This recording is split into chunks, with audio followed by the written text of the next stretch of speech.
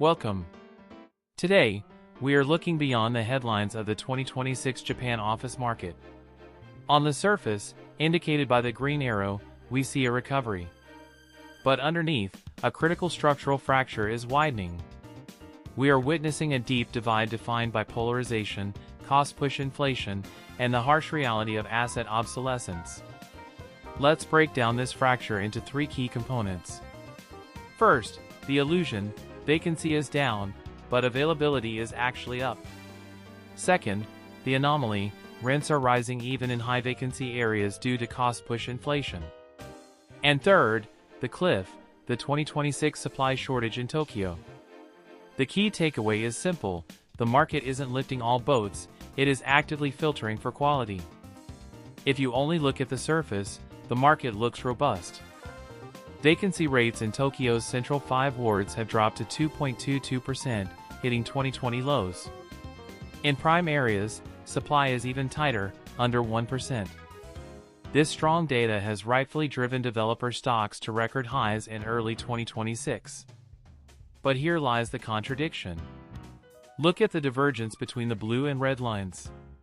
While confirmed vacancy dips, potential vacancy, which includes spaces with cancellation notices, is rising by 0.07 points. This hidden rise, particularly in Chiyoda and Shinjuku, signals that underlying volatility is increasing. This divergence tells us that companies aren't just expanding, they are moving. It's a high-stakes game of musical chairs. We are seeing a flight to quality, where tenants are abandoning older buildings to upgrade to new, high-spec ones. As the earnings of conference operator TKP suggest, the demand is specifically for high-quality communication spaces, not just floor area. Now, let's address the inflation paradox. Standard economic logic dictates that high vacancy leads to low rent. Yet in Osaka and Yokohama, marked here as anomalies, vacancies are rising while rents continue to increase. Why is the price mechanism broken? The answer is cost-push inflation. Soaring materials and labor costs have raised the break-even point for new builds. These new assets act as anchors, pulling up the market average regardless of demand. High rent now acts as a filter: only financially robust tenants can remain in prime assets, while others are priced out. Looking ahead to 2026, Tokyo faces a supply cliff. New supply drops significantly compared to previous years. This shortage gives owners of prime assets extreme bargaining power. In contrast, cities like Nagoya face a supply wave. In Tokyo, limited options will force demand into the remaining high-spec inventory. This brings us to the age gap, creating a definitive split in asset viability. Small and medium buildings in Tokyo average 36 years old, a full decade older than large-scale towers. This stock is aging rapidly, pushing it into obsolescence just as tenant needs are becoming more specific. Obsolescence isn't just aesthetic, it's technical. Modern tenants require high ceilings, advanced HVAC systems, and green ratings.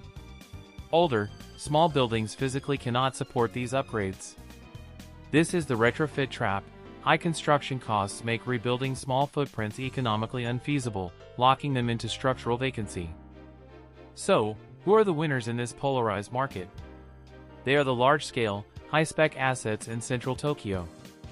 These owners benefit directly from the 2026 supply cliff and serve as the only viable destination for the flight to quality. They have the unique capability to pass construction costs onto tenants via rent. And the losers? Aging, small-scale, unadaptable buildings. They are trapped by the cost-push dynamic. Maintenance costs are rising, but they cannot raise rents because they lack the necessary specs. These assets now face serious structural vacancy risks. In conclusion, we must shift our mindset. The era where a rising tide lifts all boats is over. 2026 is about extreme concentration. The market is acting as a funnel, filtering capital and tenants into quality assets. The disparity we see is no longer cyclical, it is structural. Thank you for your time. This has been a structural analysis of the 2026 Japanese office market. If you found this breakdown valuable, Please like and subscribe for continued macro-level analysis of the real estate sector.